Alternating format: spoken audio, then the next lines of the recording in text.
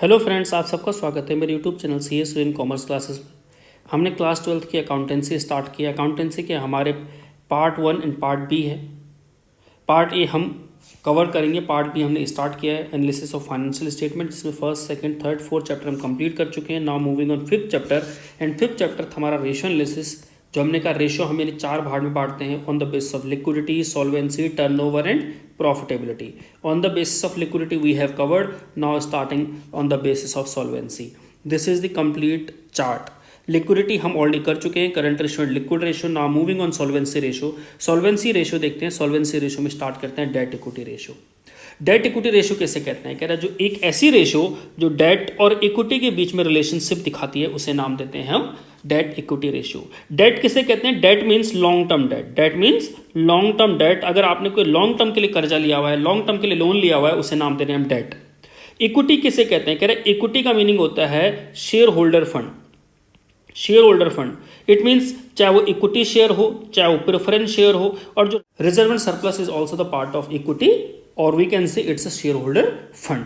तो कहते हैं शेयर होल्डर्स फंड में तीन चीजें होती हैं: equity share capital, preference share capital and reserve and surplus. और डेट की बात करें तो हम बात कर रहे हैं लॉन्ग टर्म डेट की। तो वही कहना चाहते हैं कि डेट इक्विटी रेशियो वो रेशियो होती है जो डेट एंड इक्विटी के बीच में रिलेशनशिप दिखाती है। इन अदर वे अगर हम देखें, हमारी बैलेंस शीट है, मान लीजिए बैलेंस शीट में हमने यहाँ पे लिखा असेट्स, यहाँ लिखा हमने इक्विटी, यहाँ लिखा हमने यानी equity share capital, preference share capital, reserve and surplus, यहाँ पर लिखा लॉन्ग टर्म डेट, और यहाँ पर लिखा शॉर्ट टर्म लायबिलिटीज और current liabilities. Correct, it is our balance sheet for example. तो हम कहते हैं यानी कि जो टोटल असेट्स है उसमें लायबिलिटी का कितना पोर्शन है, एंड जो बाकी बचा हुआ है इज नोन एज डेट और equity. It means debt and equity. तो कहते हैं कि जो टोटल असेट्स है, टोटल असेट्स में अगर सिर्फ करंट लायबिलिटी को हटा दें, वर्किंग कैपिटल को हटा दें, तो अगर बात करें फिक्स्ड असेट्स की एंड करंट असेट्स की, तो fixed assets plus current assets में कितना पोर्शन डेट का है और कितना पोर्शन इक्विटी का है। तो we have to find this with the help of debt equity ratio. Debt equity का जो फॉर्मूला होगा वो होगा डेट अपॉन में equity. Debt means long term debt, equity means share holders fund.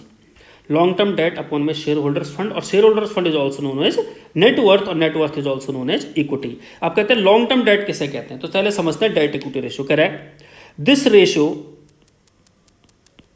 Ratio expresses the relationship between long term debt and share holders fund.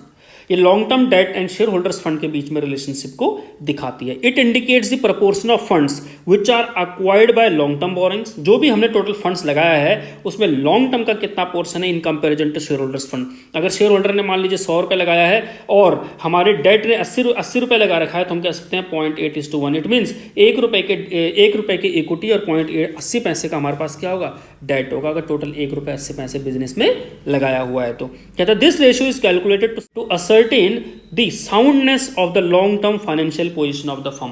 Firm की long term financial position check करने के लिए इसे लगाया जाता है। अब लॉन्ग टर्म डेट हमने कहा डेट अपॉन में इक्विटी। डेट का meaning long term debt, equity का मीनिंग शेयर होल्डर्स फंड। देखते हैं लॉन्ग टर्म डेट किसे कहते हैं। कहता है it includes long term borrowings, जो हमने लॉन्ग टर्म के लिए लोन लिया। लॉन्ग टर्म का मीनिंग्स मोर देन 1 ईयर। अगर हमने 1 साल के ज्यादा के लिए लोन लिया हुआ है, it is known as long term borrowing. And long term provisions, अगर हमने लॉन्ग टर्म बोरिंग की है, अगर उसके लिए हमने लॉन्ग टर्म प्रोविजन बनाया है, both are the part of long term debt which mature after 1 year. 1 साल के बाद जिसे हमें पे करना होगा, it is known as long term debt. For example कहता है, फॉर एग्जाम्पल डिवेंचर्स, जैसे डिवेंचर्स हो गए, ये हमारे लॉन्ग टर्म डेट होते हैं। मोर्टगेज लोन, अगर हमने कुछ चीज़ गिरवी रखवा के, कुछ चीज़ सिक्योर्ड करवा कर लोन लिया है, उसे भी हम कहेंगे लॉन्ग टर्म डेट। कोई बैंक लोन है, बैंक से अगर हमने लोन लिया हुआ है, वो भी हमारा लॉन्ग टर्म लोन होगा। लोन्स फ्रॉम फाइनेंशियल इंस्टीट्यूशंस, अगर हमने कोई फाइनेंशियल इंस्टीट्यूशन से लोन लिया हुआ है, या public deposit. Please understand the public deposit, अगर पब्लिक ने डिपॉजिट किया अपने बैंक अकाउंट में, it's a kind of loan for us. ये हमारे लिए लोन है, और इसे क्या नाम देंगे, यानी हम लॉन्ग टर्म लोन। ठीक है जी। शेयर होल्डर्स फंड की बात करें तो शेयर होल्डर फंड जो ओनर का पैसा है, ओनर का पैसा क्या क्या होगा, शेयर कैपिटल। वो दोनों तरह की शेयर कैपिटल हो सकती है, इक्विटी भी और प्रेफरेंस भी, and plus reserve and surplus. And reserve and surplus में दोनों तरह के रिजर्व आते हैं, चाहे वो कैपिटल रिजर्व हो, चाहे वो रेवेन्यू रिजर्व हो, and also includes profit and loss, that is surplus. कहता है reserve and surplus includes capital reserve, security premium, general reserve, balance in statement of profit and loss, इधर लॉस और profit. अगर profit होगा इधर profit और loss. अगर profit होगा तो हम उसे ऐड कर देंगे, लॉस होगा तो उसे हम लेस कर देंगे। और ये हम ऑलरेडी जब हमने पहला चैप्टर पढ़ा था बैलेंस शीट, उसके अंदर हम इसे इजीली समझे थे, एक एक आइटम समझी थी कि रिजर्व सरप्लस के अंदर क्या क्या चीज़ें जुड़ती हैं। नाउ इसका ऑब्जेक्टिव क्या है? अगर हम ऑब्जेक्टिव देखें यानी किसका, डेट इक्विटी रेशियो का, तो ऑब्जेक्टिव क्या है? कहता है ये रिप्रेजेंट करता है कि जो हमारे टोटल बिजनेस में पैसा आया है, सोर्स आया है, उसमें इक्विटी का कितना सोर्स है और डेट का कितना सोर्स है। इट मीन्स इक्विटी से हमने कितना पैसा रेज किया है और डेट से हमने कितना पैसा रेज किया है। दैट मीन्स ओनर ने बिजनेस में कितना पैसा लगाया है और liability that is long term liability, हमने जो कर्जा लिया है वो हमने बिजनेस में कितना पैसा लगाया है। कह रहे this ratio calculates to assess the ability of the firm to meet its long term liabilities. It means इससे ये भी चेक किया जाता है कि अगर कंपनी की लॉन्ग टर्म लायबिलिटीज है तो वो कंपनी पे कर पाएगी या नहीं कर पाएगी। और जनरली कहता है ideal ratio debt equity ratio की क्या होती है, 2:1। इट मीन्स हमारे यानी डेट और इक्विटी में रिलेशन होना चाहिए 2:1 का। आगे कहता है if the debt equity ratio is more, मान लीजिए डेट इक्विटी रेशियो ज्यादा आती है, it shows rather risky financial position from the long term point of view. It means debt हमारे और ज्यादा बढ़ते जा रहे हैं, इक्विटी हमारा कम होता जा रहा है। जब डेट ज्यादा होगा तो हमें कहीं ना कहीं दो चीजें उसके अंदर फेस करनी होंगी। पहली चीज, अगर डेट होगा तो उस पर हमें इंटरेस्ट पे करना पड़ेगा फ्यूचर में, और जब इंटरेस्ट पे करना पड़ेगा तो एक फिक्स बर्डन होगा ये कंपनी के ऊपर। दूसरी चीज, जब हमने डेट लिया हुआ है, लोन लिया हुआ है, लोन की एक फिक्स मेच्योरिटी डेट होगी और मेच्योरिटी डेट पर हमें उतना पैसा पे करना होगा। तो यहाँ पर दो तरह के रिस्क होंगे, एक इंटरेस्ट का रिस्क और एक प्रिंसिपल को पेमेंट करने का risk. As it indicates that more and more funds invested in the business provided by long term lenders. It means debt से हमने ज्यादा पैसा बिजनेस में इन्वेस्ट किया है और इक्विटी का कम। A higher debt equity ratio is danger signal for long term lenders. जो लॉन्ग टर्म लेंडर्स हैं, जिन्होंने लॉन्ग टर्म के लिए पैसा दिया है, उनके लिए क्या है, डेंजर सिग्नल है। क्यों? कहीं ना कहीं उन्हें रिस्क रहेगा, डर रहेगा कि क्या पता हमारा पैसा मिलेगा या नहीं, या हमें इंटरेस्ट टाइमली मिलेगा या नहीं। तो lower the ratio better is for long term lenders. Lenders के लिए अगर मान लीजिए डेट इक्विटी रेशियो यानी 1:1 होती है या 0.6:1 होती है, तो इट मीन्स लेंडर का पैसा कम है और इक्विटी का पैसा ज़्यादा है। और जब लेंडर का पैसा कम है तो कहीं ना कहीं लेंडर एक सिक्योर रहेगा कि हमारा पैसा कम से कम लगाया हुआ है इसके अंदर, और जिसकी वजह से कंपनी क्या करेगी, इतना पैसा तो पे करेगी क्योंकि इक्विटी का पैसा उसके अंदर ऑलरेडी ज़्यादा है। आई कहता है better is for long term lenders because they are more secure in that case. इससे इस केस में वो ज़्यादा सिक्योर्ड होंगे क्योंकि यहाँ पर डेट कम है और इक्विटी ज़्यादा। Lower than 2:1 debt equity ratio provide sufficient protection to the long term lenders. और इससे रेशियो अगर 2:1 से कम होती है तो कहीं ना कहीं कह सकते हैं कि जो लॉन्ग टर्म लेंडर्स हैं उनको सिक्योरिटी मिल सकती है। कुछ इलिस्ट्रेशंस करते हैं, एक्सरसाइज करते हैं, जिससे कि हमारा एक रेशियो कवर्ड होगी। This is our illustration number 26। पढ़ते हैं क्या कहता है। कह रहा है calculate debt equity ratio from the following particular. Share capital दिया हुआ है, it's a part of equity. Reserve and surplus दिया है, it is a part of equity. Long term borrowing दिया है, it's a part of debt. Long term provision दिया है, it's a part of debt. Current liabilities is not the part of equity and debt. Non current liabilities, देखो current liabilities तो है but non current liabilities हमारे को दे रखी है 3.5 लाख रुपए की। Current assets it is not the part of long term date. अब सबसे पहले हम लिखते हैं इसमें यानी फॉर्मूला लिखते हैं, debt equity ratio is equal to debt upon में इक्विटी। ठीक है जी। अब हम सबसे पहले डेट का meaning long term debt, debt का मीनिंग क्या है, लॉन्ग टर्म डेट। तो हम डेट, ये लॉन्ग टर्म डेट अगर हम निकालें, long term debt is equal to क्या क्या होगा इसके अंदर, हम कह रहे हैं इसके अंदर लॉन्ग टर्म बोरिंग्स होंगी, जो कि लॉन्ग टर्म बोरिंग्स कितनी है, 1,20,000 और लॉन्ग टर्म प्रोविजन कितने 50,000। तो 1,20,000 plus 50,000 is equal to 1,70,000 is our long term debt और लॉन्ग टर्म लायबिलिटीज। बात करते हैं इक्विटी की, इक्विटी निकालते हैं। इक्विटी के अंदर क्या आता है, equity share capital that is 2,50,000 plus reserves and surpluses. Reserve and surplus कितने दिया, 1,10,000, 1,10,000 ये जोड़ दिया, ये टोटल आ गया 3,60,000। ठीक है जी। और जब ये दोनों चीज़ें कैलकुलेट हो गई हैं तो हम क्या कर सकते हैं, यानी डेट इक्विटी रेशियो निकाल सकते हैं। Debt equity ratio is equal to, debt कितना है 1,70,000 divide by equity is 3,60,000 is equal to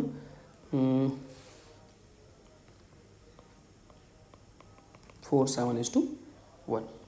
illustration number 27 देखते हैं। कहता है calculate debt equity ratio from the following particulars.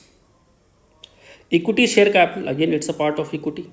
Preference share capital is the part of equity. General reserve is the part of reserve and surplus that is equity. Security premium is the part of reserve and surplus that is equity, profit and loss का balance is the part of reserve and surplus that is equity. 10% debentures, 10% debentures दिए हुए तो क्या हो जाएंगे हमारे, ये हमारा हो जाएगा डेट का part.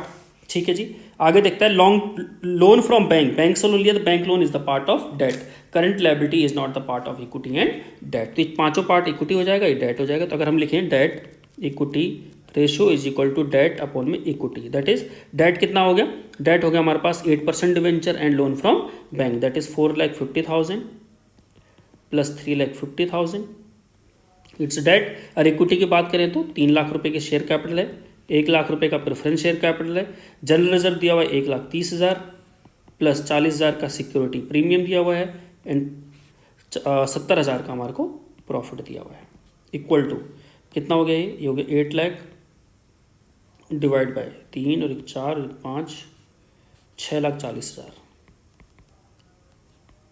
Correct, 6,40,000 is equal to आ गया 1.25:1। ठीक है जी, ये रेशियो होगी। आगे देखते हैं, अगर हम इसे कमेंट करना चाहें तो क्या कह सकते हैं, आइडियल रेशियो क्या होनी चाहिए, 2:1 होनी चाहिए, बट 2:1 से कम है, इट मीन्स ये क्या है 1.25:1। तो कह सकते हैं कि जो लॉन्ग टर्म डेट हैं वो सिक्योर्ड हैं as the ratio is lower as per ideal ratio. तो आइडियल रेशियो से कहीं ना कहीं कम है, तो कह सकते हैं कि जो हमारे लॉन्ग टर्म डेट हैं दे आर मच सिक्योर्ड। ठीक है, और कंपनी की जो लॉन्ग टर्म लायबिलिटी को पे करने के जो पोजीशन है वो बेटर है। इलस्ट्रेशन नंबर 28 देखते हैं। 28 में कहता है कैलकुलेट डेट इक्विटी रेशियो निकालना है, शेयर कैपिटल दिया हुआ है 30 लाख दैट इज इक्विटी का पार्ट है, सिक्योरिटी प्रीमियम अगेन इक्विटी का पार्ट है। ठीक है जी,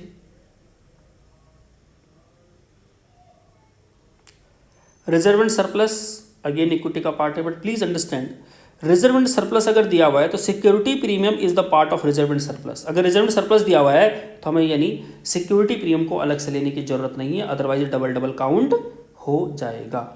ठीक है जी, आगे देखते हैं। लॉन्ग टर्म डेट, ये डेट दिया हुआ है, 9% बॉन्ड डेट दिया हुआ है, long term provision again debt का पार्ट है, शॉर्ट टर्म प्रोविजन डेट का पार्ट नहीं होगा, शॉर्ट टर्म बोरिंग डेट का पार्ट नहीं होगा, ट्रेड पेबल्स डेट का पार्ट नहीं होगा। तो अगर हम देखें debt equity ratio is equal to debt upon में इक्विटी। डेट क्या दिया हुआ है, एक तो दिया हुआ है 8 जो हमारा यानी क्या है long term industrial finance corporation at the rate of 8%, 8% के लोन पे दिया हुआ है। कितना लॉन्ग टर्म डेट, कितना 20 लाख, ये भी लॉन्ग टर्म डेट हो गया। दूसरा कह रहा है 9% बॉन्ड, बॉन्ड से हमारे 25 लाख रुपए के, ये भी क्या हो गया डेट हो गया। तो डेट ये हो गया। इक्विटी में क्या दिया हुआ है, शेयर कैपिटल जो कि 30 लाख रुपए का दिया हुआ है। सिक्योरिटी प्रीमियम हम लेते it's a part of equity, but कह रहे हैं रिजर्व एंड सरप्लस अगर इन टोटल दिया हुआ है तो security premium is the part of reserve and surplus, इसलिए हम रिजर्व एंड सरप्लस टोटल वाला ले लेंगे इंस्टेड ऑफ इंडिविजुअल आइटम। तो हमने कहा 10 लाख रुपए में ऑलरेडी 2 लाख रुपए इंक्लूड होगा, कौन सा, सिक्योरिटी प्रीमियम वाला, प्लस और क्या दिया हुआ है, और कुछ है नहीं। डेट में दिया हुआ है लॉन्ग टर्म प्रोविजन दिया हुआ है 3 लाख रुपए का, ओके, और शॉर्ट टर्म प्रोविजन हम लेंगे नहीं, दैट्स इट। ये हो गया 20 लाख प्लस 25 और प्लस 3, टोटल हो गया 48 lakh, okay, divide by 40 lakh, that is 1.2:1। अब रेशो आइडियल रेशो से अगेन कम है, तो कह सकते हैं कि कंपनी की फाइनेंशियल पोजीशन बेटर है, स्ट्रांग है as compare to current situation. ठीक है, तो जो 2:1 है वो 2:1 से रेशो कम है। जितनी रेशो कम होगी इट मीन्स डेट का हिस्सा उतना कम होगा, और जितना डेट कम होगा उतनी कंपनी की पोजीशन साउंड होगी, कंपनी की लॉन्ग टर्म सॉल्वेंसी जो होगी वो स्ट्रांग होगी। इलिस्ट्रेशन नंबर 29 देखते हैं, कहता है calculate again debt equity ratio from the following informations. अब land and building fix assets है, plant and machinery fix assets है, intangible assets again fix assets है, इन्वेंट्री करंट असेट्स है, ट्रेड रिसीवेबल्स करंट असेट्स है, trade payables current liabilities है, long term borrowings debt दिए हुए हैं। अब समझते हैं, हमें डेट इक्विटी रेशियो निकालना है, इट मीन्स क्वेश्चन में डेट तो दिया हुआ है, इक्विटी नहीं दिया हुआ। डेट तो मैं लिख सकता हूँ 12 लाख रुपए, बट इक्विटी नहीं दिया हुआ। क्या नहीं दिया हुआ क्वेश्चन में, इक्विटी नहीं दिया हुआ, डेट हमें क्वेश्चन में गिवन है। अब प्लीज समझना, मैं बैलेंस शीट बनाता हूँ, अब मैं बैलेंस शीट में लिखता हूँ यहाँ सारी की सारी फिक्स एसेट्स, जैसे land and building, plant and machinery, intangible assets, inventory, trade receivables, these are fix assets, these are current assets. तो फिक्सड्स भी लिख दी, करंट असेट्स भी लिख दी। फिक्सड्स कितनी होगी 15 लाख प्लस 6 लाख प्लस 1, 15 6 21 और 1 22 लाख। करंट असेट्स लिख दी 5,50,000 और 1,70,000, इट मीन्स 5 और 1 6 और 7,20,000, ये मैंने लिख दिया। अब मैं टोटल करता हूँ बैलेंस शीट का, इट मीन्स 29,20,000 रुपये मेरी बैलेंस शीट का टोटल होना चाहिए। अब समझना, इसमें लॉन्ग टर्म, इसमें जो है लॉन्ग टर्म बोरोइंग कितना है 12 लाख रुपए का है। लॉन्ग टर्म बोरोइंग कितना दिया हुआ है 12 लाख रुपए का दिया हुआ है। और क्वेश्चन में कहता है ट्रेड पेबल दिया हुआ है, करंट लायबिलिटी दिया हुआ है कितना, यानी 1,20,000 रुपए की। अब समझिए इसका टोटल उतना ही होना चाहिए जितना कि असेट्स का टोटल होना चाहिए। तो अगर हमारे पास शॉर्ट टर्म लायबिलिटी है, लॉन्ग टर्म लायबिलिटी है, तो बाकी बचेगा उसे क्या कहेंगे हम, इक्विटी। एंड इक्विटी कितना हो गया 16 लाख। तो हमने ये इक्विटी यहाँ से निकाल लिया। डेट हमें क्वेश्चन में गिवन है, तो हम डेट इक्विटी रेशियो क्या कर सकते हैं, कैलकुलेट कर सकते हैं। दैट इज कितना आ गया 0.75:1। अब कंपनी की अगर हम पोजीशन की बात करें, फाइनेंशियल पोजीशन देखें, लॉन्ग टर्म फाइनेंशियल पोजीशन देखें, तो long term financial position company की क्या है, स्ट्रांग है। क्यों, जितनी रेशियो हमारी कम आएगी इट मीन्स कंपनी का उसमें डेट कम होगा और इक्विटी ज़्यादा होगा। और जब डेट कम होगा और इक्विटी ज़्यादा होगा तो कंपनी अपनी लॉन्ग टर्म लायबिलिटी जब चाहे तब इजीली पे कर सकती है। That's why we are saying कि कंपनी की लॉन्ग टर्म फाइनेंशियल पोजीशन बहुत स्ट्रांग है। इलिस्ट्रेशन नंबर 30 देखते हैं। कह रहा है calculate debt equity ratio from the following particulars. Total assets दी हुई है 8,10,000, टोटल डेट दिया है 2,60,000, करंट लायबिलिटी दी है 4,40,000। अब सोचिए total debt is equal to long term debt plus short term debt, और इसे हम कह सकते हैं करंट लायबिलिटी। अब देखिए टोटल डेट हमें दिया हुआ है 2,60,000, लॉन्ग टर्म डेट का हमें पता नहीं है, लेकिन शॉर्ट टर्म डेट दिया हुआ है 40,000। तो जरा बताओ लॉन्ग टर्म डेट इससे निकल आएगा 2,20,000, पहली चीज निकल गई, इट मीन्स हमें डेट तो पता लग गया। अब इक्विटी की बात करते हैं। मैंने बनाई बैलेंस शीट, मैंने लिखा टोटल असेट्स, इसके अंदर दोनों होंगी फिक्स्ड असेट्स भी और करंट असेट्स भी। कितनी कह रहा है टोटल असेट्स 8,10,000। जब टोटल असेट्स 8,10,000 होंगी तो टोटल लायबिलिटी का भी कितना होगा, टोटल 8,10,000 होगा। इसमें कह रहा है वो करंट लायबिलिटीज कितनी है 40,000। डेट अभी हमने निकाल लिया, लॉन्ग टर्म डेट कितना है 2,20,000। तो जो बाकी बचागा उसे क्या कहेंगे हम, इक्विटी। करेक्ट। तो 8,10,000 में से हमारा गया 2,60,000, तो 50 3,10,000 और 5 लाख, 5.5 लाख रुपए हमारा क्या आ गया, इक्विटी आ गया। 5.5 लाख क्या आ गया, इक्विटी आ गया। तो अब डेट इक्विटी रेशियो निकालना आसान हो गया। डेट अपॉन में इक्विटी, डेट कितने हैं 2,20,000 और इक्विटी कितना है 5,50,000 इज इक्वल टू रेशियो आ गई 0.4:1। ठीक है, कंपनी की साउंड पोजीशन है, क्योंकि कंपनी की जितनी रेशियो कम होगी उतनी पोजीशन स्ट्रांग होगी। ठीक है जी। Moving on another question 31, illustration number 31। अब 31 समझना क्या कहता है। कहता है the debt equity ratio of a company is 1:2। मान लीजिए डेट इक्विटी रेशियो क्या दे रखी है 1:2 दे रखी है, इट मीन्स कंपनी की पोजीशन बहुत स्ट्रांग है। Which of the following would increase, आपको ये बताना है कि इनमें से किसकी वजह से ये रेशियो इंक्रीज होगी, डिक्रीज होगी, या कोई चेंज नहीं आएगा। सबसे पहले कहता है, पहले तो हम ये समझते हैं डेट इक्विटी रेशियो क्या होता है। सबसे पहले समझते हैं डेट इक्विटी रेशियो क्या होता है। डेट इक्विटी रेशियो में होता है डेट अपॉन में इक्विटी। वो कहता है 1:2 है, तो मान के चलता हूँ कि हमारे पास 1 लाख के डेट होंगे और 2 लाख के हमारे पास इक्विटी होगी, जिसकी वजह से हमारी रेशियो आ रही है 1:2। चलो पहला केस देखते हैं। पहला केस कहता है कि repayment of long term borrowing. अब समझिए आपने 40,000 रुपये लोन पे किया, लोन पे किया कौन सा, लॉन्ग टर्म बोरोइंग। जब लॉन्ग टर्म बोरोइंग पे करोगे तो उसके अंदर 2 केसेस होंगे। आपके लॉन्ग टर्म बोरोइंग है वो 40,000 से कम हो जाएंगे और आपकी जेब से कैश चला जाएगा 40,000। अब समझते हैं, जब 40,000 रुपये लोन पे करेंगे तो 1 लाख से हमारा लोन कितना हो जाएगा, 40,000 कम पे करेंगे तो कितना हो जाएगा, ये हो जाएगा 1 लाख था पहले, अब हमने इसमें से 40,000 रुपये का लोन पे कर दिया। ठीक है जी। और इक्विटी हमारी पहले कितनी थी, 2 लाख की थी, बट इक्विटी पर कोई फर्क नहीं पड़ेगा क्योंकि कैश कम हो रहा है। तो अल्टीमेटली रेशियो हमारी क्या होगी, 60,000 divide by 2 lakh is equal to 0.3:1। अब समझिए जो रेशियो हमारी 1:2 थी अब वो कितनी आ गई 0.3:1 और वो कह सकते हैं 0.6:2। तो रेशियो हमारी पहले से क्या हो गई, कम हो गई। हम कह सकते हैं कि पहले केस में हमारी रेशियो घट गई। दूसरा केस देखते हैं। कह रहा परचेज ऑफ फिक्स एसेट्स, आपने फिक्स एसेट्स खरीदी 50,000 रुपए की, किससे? Long term deferred payment basis. Long term deferred payment basis का मीनिंग हुआ कि आपको आज पे नहीं करना, आपको ये आज पे नहीं करना, आपको ये फ्यूचर में पे करना है। और जब आपको फ्यूचर में पे करना है तो कहीं ना कहीं आपकी लॉन्ग टर्म लायबिलिटी बढ़ जाएगी। तो हमने कहा डेट इक्विटी रेशियो क्या हो जाएगी हमारी, बताइए। डेट हमारे पहले 1 लाख के थे, इक्विटी 2 लाख की थी, 50,000 के हमारा और डेट बढ़ गए। और डेट बढ़ने से इक्विटी पर तो कोई फर्क नहीं पड़ेगा, लेकिन डेट बढ़ गया। जब डेट बढ़ गया तो हमारी रेशो होगी 1.5 lakh divide by 2 lakh, that is 1.5:2, और वी कैन से 0.75:1। अब जरा बताइए, पहले रेशो थी 1:2, आज रेशो होगी 1.5:2, दैट मीन्स रेशो हमारी बढ़ गई है। ठीक है जी। तीसरा केस देखते हैं। तीसरा केस कहता है इशू न्यू इक्विटी शेयर्स, आपने नए शेयर इशू किए। अब जब नए शेयर इशू करोगे तो डेट इक्विटी रेशियो पर क्या होगा? डेट हमारा पहले 1 लाख का था, 2 लाख का था। अब जब शेयर इशू करोगे तो अगेन दो चीजें होंगी, एक तो आपका इक्विटी शेयर कैपिटल बढ़ जाएगा, दूसरा आपकी जेब में कैश बढ़ जाएगा। पैसा आएगा ना, जब शेयर इशू करेंगे तो पैसा आएगा, पैसा आएगा और शेयर बढ़ेंगे, तो डेट पर तो कोई इंपैक्ट नहीं पड़ेगा, लेकिन हमारे शेयर बढ़ जाएंगे। कितने से बढ़ गए हमारे शेयर? 75,000 से शेयर बढ़ गए। अब जरा बताओ रेशियो क्या होगी? 1 lakh divide by 2,75,000 is equal to 1:2.75। देखो रेशो पहले क्या थी, यानी 1, पहले क्या थी रेशो हमारी? 1:2 थी, आज ये 1:2.75 हो गई। दैट मीन्स रेशो ये और ज्यादा डिक्लाइन हो गई। ठीक है जी। इसको और शॉर्ट में लिखें तो कितना हो जाएगा? ये 1 लाख से कट गया तो ये हो जाएगा हमारा 0.36:1। ठीक है जी। तो वो यही कह रहा है कि हमारी रेशो क्या हो गई, यानी डिक्लाइन हो गई। चौथा केस देखते हैं। कहता है declaration of A final dividend, हमने फाइनल डिविडेंड डिक्लेयर किया 20,000 रुपए का। अब जरा देखिए, अगर हम डिविडेंड डिक्लेयर करेंगे, मान लीजिए अगर हमने डिविडेंड डिक्लेयर किया तो डिविडेंड डिक्लेयर करने की वजह से क्या होगा? हमारा प्रॉफिट में से कुछ हिस्सा निकलेगा। हमारा किससे निकलेगा? प्रॉफिट से कुछ हिस्सा निकलेगा। अब देखते हैं डेट इक्विटी रेशियो पर क्या फर्क पड़ेगा अगर हम डिविडेंड डिक्लेयर करते हैं। तो देखिए डेट इक्विटी रेशियो है 1 लाख अपॉन में 2 लाख।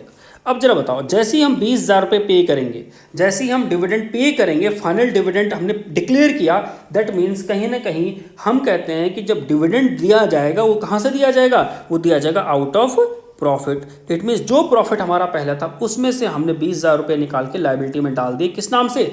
डिविडेंड और अनक्लेम्ड डिविडेंड के नाम से हमने डिविडेंड के नाम से डाल दिए। तो जो ओनर का पैसा था प्रॉफिट में, वो पैसा हमारा 20,000 रुपये से कम हो गया। और जब वो 20,000 से कम होगा तो कहीं ना कहीं ओनर का पैसा कम होने का मतलब इक्विटी कम होना। तो अब इक्विटी होगी 1 lakh divide bye 1,80,000, that is 1:1.8। Ratio क्या हो गई बताओ? पहले क्या थी? 1:2 थी, आज 1 लाख डिवाइड बाय 1.8 हो गई। दैट इज अल्टीमेटली अगर हम देखें तो ये रेशियो हो गई हमारी 0.56:1, और हम इसे कह सकते हैं 2.12:1, 1.12:1। देखो पहले रेशियो क्या थी हमारी? 1:2 थी, आज रेशियो क्या हो गई? आज रेशियो होगी 1.12:1। दैट मीन्स रेशियो हमारी पहले से इंक्रीज हो गई। ठीक है जी। पांचवा केस देखते हैं, payment of final dividend already declare. अब देखो सिर्फ पेमेंट की है हमने, और अगर हमने सिर्फ पेमेंट की है तो जो हम ऑलरेडी डिक्लेयर कर चुके थे डिविडेंड, हम डिविडेंड जो ऑलरेडी डिक्लेयर कर चुके थे, आज हमने सिर्फ उसकी क्या की है? पेमेंट की है। ठीक। अब देखिए जब हम डिविडेंड पे करेंगे तो क्या होगा? हमारी करंट लायबिलिटी कम होगी और हमारा कैश कम होगा। और जब हमारी करंट लायबिलिटी कम होगी और कैश कम होगा तो अल्टीमेटली हमारी यानी ना इक्विटी पर इंपैक्ट पड़ेगा ना ही डेट पर इंपैक्ट पड़ेगा। तो ना इक्विटी पर इंपैक्ट पड़ेगा ना ही डेट पर इंपैक्ट पड़ेगा। तो पेमेंट ऑफ फाइनल डिविडेंड से सिर्फ और सिर्फ एक तो हमारी करंट लायबिलिटी कम होगी और दूसरा हमारा कैश कम होगा। ना ही हमारा इक्विटी पे इंपैक्ट पड़ेगा ना ही हमारा डेट पे इंपैक्ट पड़ेगा। तो कह सकते हैं कि इस रेशियो में कोई भी चेंज नहीं आएगा। ठीक है जी। एफ केस देखते हैं। कहता है गुड्स परचेज्ड ऑन क्रेडिट। अब आप देखिए, आपने उधार में सामान खरीदा। अब इसमें ये तो लिखा नहीं है कि आपने जो गुड्स में सामान खरीदा है वो लॉन्ग टर्म डेट के लिए खरीदा है, for long term deferred payment के लिए खरीदा है, ऐसा तो नहीं लिखा हुआ। इट मीन्स जब आप गुड्स परचेज करोगे उधार में, गुड्स परचेज्ड ऑन क्रेडिट, अगर आप उधार में सामान खरीदोगे तो दो चीज़ें होंगी, एक तो आपके पास सामान आएगा और दूसरा आपका क्रेडिटर्स बढ़ जाएंगे। ठीक है जी। जब क्रेडिटर्स बढ़ेंगे इसका ना ही इक्विट डेट पे इंपैक्ट पड़ेगा ना ही इक्विटी पे। इसी तरह अगर हम गुड्स परचेज करेंगे तो इसका ना डेट पे इंपैक्ट पड़ेगा ना इक्विटी पे। और जब दोनों पे इंपैक्ट नहीं पड़ेगा तो ओवरऑल रेशियो पर हमारा कोई इंपैक्ट नहीं पड़ेगा। आगे कहता है पेमेंट टू ट्रेड पेबल्स, हमने पेमेंट किए ट्रेड पेबल्स की। अब समझिए, payment to trade payables, payment to trade payables, trade payables क्या होते हैं? Current liabilities. अब करंट लायबिलिटीज को अगर हम पे करेंगे तो करंट लायबिलिटी कम होगी और हमारा कैश कम होगा। दैट मीन्स ना ही हमारा डेट पर कोई इंपैक्ट पड़ेगा और ना ही कोई हमारा इक्विटी पर इंपैक्ट पड़ेगा। दैट मीन्स रेशियो में कोई भी चेंज नहीं आएगा। आई होप आपको ये क्वेश्चन समझ आया होगा कि डेट इक्विटी रेशियो पर क्या क्या इंपैक्ट पड़ सकते हैं। इलिस्ट्रेशन नंबर 32 समझते हैं।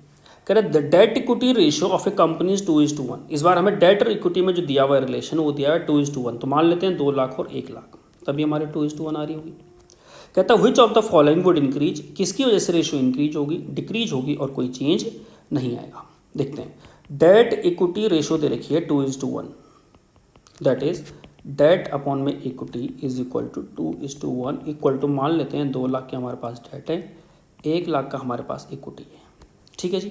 सबसे पहला केस कहता है वो इशू ऑफ न्यू शेयर। अब देखिए, जैसे ही आप नए शेयर इशू करोगे तो उस केस में क्या होगा, एक तो शेयर कैपिटल बढ़ेगी और दूसरा आपके पास कैश बढ़ेगा।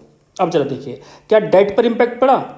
डेट पर इंपैक्ट पड़ा? जी नहीं। पर क्या इक्विटी पर इंपैक्ट पड़ा? यस, नए शेयर आए हैं और जब नए शेयर आए हैं तो डेट इक्विटी रेशियो पर क्या होगा, डेट पर कोई इंपैक्ट नहीं पड़ा। डेट हमारे पहले भी 2 लाख के थे, आज भी 2 लाख के थे। मान लीजिए हमने 1 लाख रुपए के नए शेयर इशू किए, तो अब हमारे शेयर क्या हो गए, पहले 1 लाख के थे, अब 1 लाख से बढ़कर और बढ़ गए। दैट मीन्स हमारे कितने हो गए, 2 लाख हो गए। तो रेशियो क्या होगी, 1:1। जो रेशियो पहले 2:1 थी आज 1:1 होगी, तो रेशियो हमारी क्या हो गई है, घट गई है। दूसरा केस देखते हैं। कहता है कि issue of new shares against purchase of fixed assets. Again अब इस बार आपने कैश में नहीं बेचा, आपने क्या किया, फिक्स्ड एसेट्स में बेचा। तो क्या इंपैक्ट होंगे दो, एक तो आपकी शेयर कैपिटल बढ़ेगी और दूसरा आपका फिक्स्ड एसेट्स बढ़ेगी। ठीक है जी, एक आपका शेयर कैपिटल बढ़ेगी और दूसरा फिक्स्ड एसेट्स बढ़ेगी। जब शेयर कैपिटल फिक्स्ड एसेट्स बढ़ेगी तो डेट पर अगेन कोई इंपैक्ट नहीं आएगा। मान लेते हैं हमने 1 लाख रुपए के फिक्स एसेट्स खरीदी है नए शेयर इशू करके, तो हमारे पास 2 लाख के पहले डेट थे, 1 लाख के पहले हमारे पास इक्विटी थी। अब हमने 1 लाख के मान लीजिए और 1 लाख रुपए के हमने शेयर इशू किए हैं, तो 1 लाख के शेयर इशू करेंगे तो शेयर इशू तो कितने हो गए, 2 लाख के हो गए, पर डेट पर कोई इंपैक्ट नहीं पड़ा। रेशियो क्या होगी, अगेन 1:1। पहले रेशियो थे 2:1, आज 1:1 होगी, तो रेशियो क्या होगी हमारी, डिक्लाइन होगी। थर्ड केस देखते हैं, buy back of its own shares by company. अब प्लीज समझना, जैसे ही कंपनी शेयर बायबैक करेगी तो डेट इक्विटी रेशियो पर क्या होगा, पहले डेट थे हमारे कितने, 2 लाख के, इक्विटी था 1 लाख का। जैसे शेयर बायबैक करेगी, मान लीजिए कंपनी ने क्या किया, 50,000 के बायबैक किए, 50,000 के बायबैक करेगी तो कंपनी के 50,000 से शेयर कम हो जाएंगे। तो रेशियो क्या हो जाएगी, 2 lakh divide by 50,000 is equal to 4:1। पहले रेशियो थे 2:1, अब 4:1 होगी, तो रेशियो अल्टीमेटली क्या होगी, यानी इंक्रीज होगी। ठीक है, आगे देखते हैं और भी केसेस दिए हुए। केसेस नंबर 4th केस देखते हैं, issue of debentures for cash. अब देखते हैं debt equity ratio. Debt equity ratio है 2 lakh divide by 1 lakh, that is 2:1, ये दिया हुआ है। ठीक है जी, अब देखते हैं, जैसे ही कंपनी ने डिवेंचर इशू किए, जैसे डिवेंचर इशू करेंगे तो क्या होगा, एक तो डिवेंचर से डेट बढ़ जाएगा और दूसरा कंपनी के पास कैश आ जाएगा। जब कैश आएगा ना तो इसका इंपैक्ट डेट पे पड़ेगा ना इक्विटी पर, बट जब डेट आएंगे तो डेट्स हमारे बढ़ जाएंगे। मान लीजिए 1 लाख के डेट बढ़ गए, 1 लाख के बढ़ गए तो रेशियो क्या होगी, 3 lakh divide by 1 lakh is to 3:1। तो हमारी रेशियो क्या हो जाएगी, इससे इंक्रीज हो जाएगी। जैसे ही हम नए डिवेंचर्स इशू करेंगे तो हमारी रेशियो इंक्रीज हो जाएगी। अगला केस देखते हैं, कहता है issue of debenture against purchase of fixed assets. इस बार आपने डिवेंचर इशू किए, बट इस बार जो इशू किए हैं डिवेंचर वो आपने कैश में नहीं, असेट्स के लिए खरीदे हैं, असेट्स खरीदे हैं, डिवेंचर दिए हैं। तो एक तो डेट बढ़ जाएगा और दूसरा आपका फिक्स्ड एसेट्स बढ़ जाएगा। फिक्स्ड एसेट्स के बढ़ने से ना तो डेट पर इंपैक्ट पड़ेगा ना इक्विटी पर। अब डेट इक्विटी रेशियो देखते हैं क्या होगा।